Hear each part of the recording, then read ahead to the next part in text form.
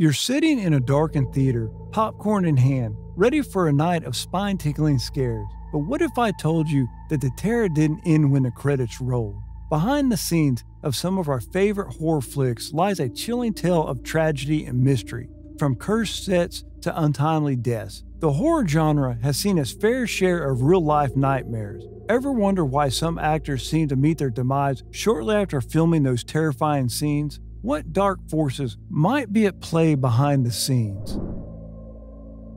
The infamous Poltergeist curse, a series of unnerving incidents and untimely deaths associated with the Poltergeist film series, is a tale that has chilled the spine of many movie fans. Among these eerie stories, one of the most haunting concerns Julian Beck, the actor who portrayed the malevolent preacher in Poltergeist II, The Other Side.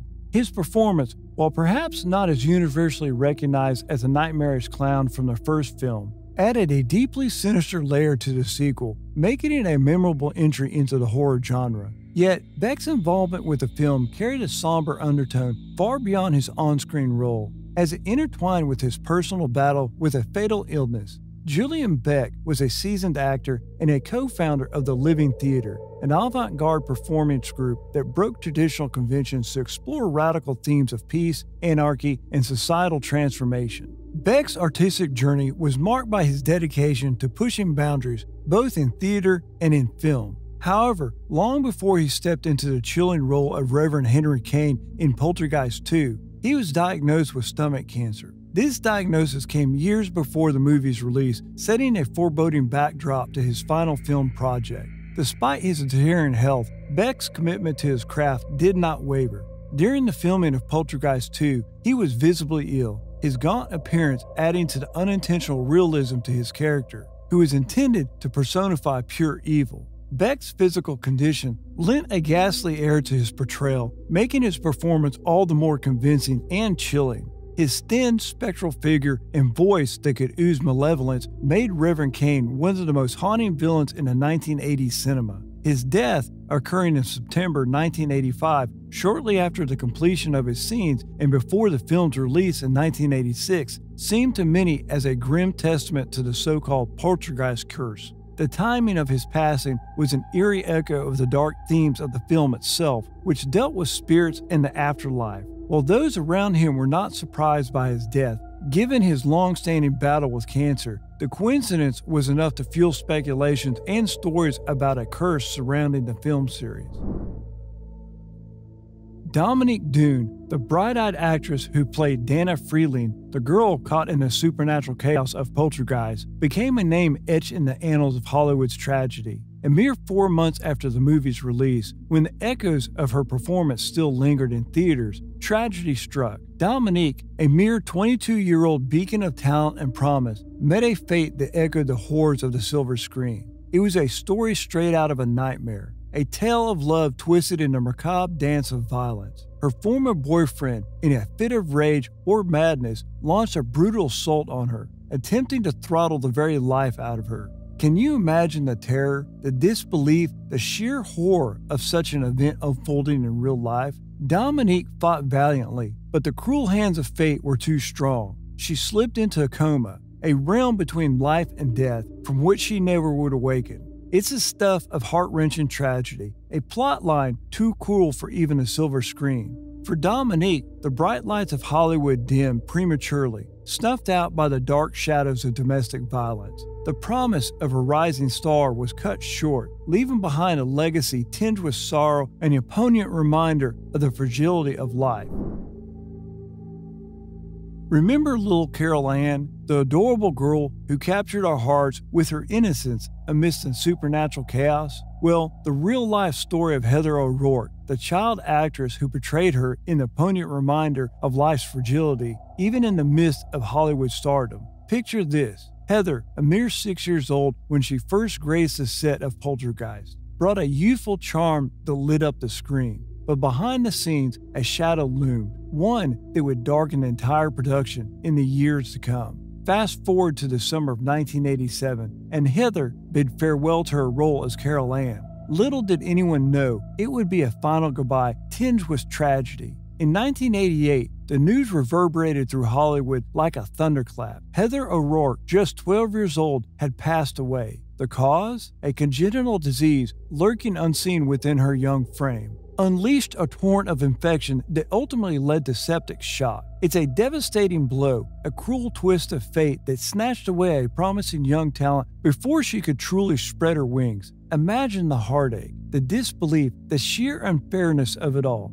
A child star robbed of her future before she could even grasp its full potential. Heather's passing cast a pall over the entire Poltergeist franchise, a grim reminder that even the brightest lights can flicker and fade all too soon.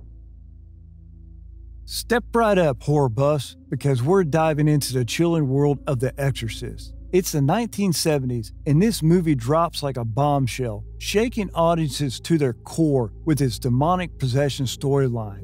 People were fainting, screaming, and running out of theaters like their seats were on fire. But here's where it gets even spookier. Two actors from the film met their demise shortly after shooting wrapped up. First up, we have Jack McGowan, who played the troubled director Burke Dennings. He succumbed to complications from the flu just shy of a year before the film's release. Then, 10 days later, Valisky Malarios, who portrayed Father Kara's elder mother, passed away from natural causes. Now, that's some eerie coincidences, isn't it? It's like the film's curse reached beyond the screen and touched the lives of those involved. Makes you wonder what other dark secrets lurk behind the scenes of this horror classic, doesn't it?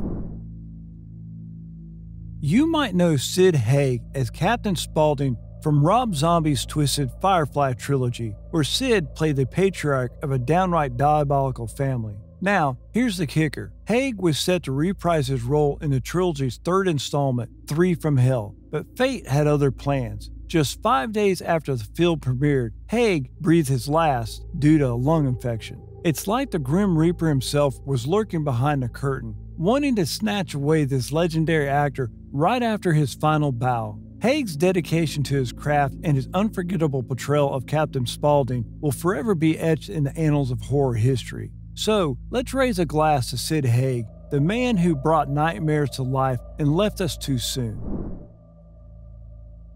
She wasn't just a chart-topping R&B sensation. Aaliyah was also making waves on the silver screen. Picture this, Aaliyah strutting her stuff alongside martial arts legend Jet Li in Romeo Must Die, showcasing her talent both as a singer and as an actress. But her journey didn't stop there. Aaliyah had just wrapped up filming for Queen of the Damned, a flick based on Anne Rice's vampire saga, when tragedy struck. Shortly after completing her scenes, she boarded a plane that tragically crashed, claiming her life at the tender age of 22. It's like a dark twist straight out of one of her own music videos, leaving fans mourning the loss of a rising star with so much promise. Aaliyah's legacy lives on through her music and the handful of films she left behind, forever reminding us of the shining talent we lost too soon.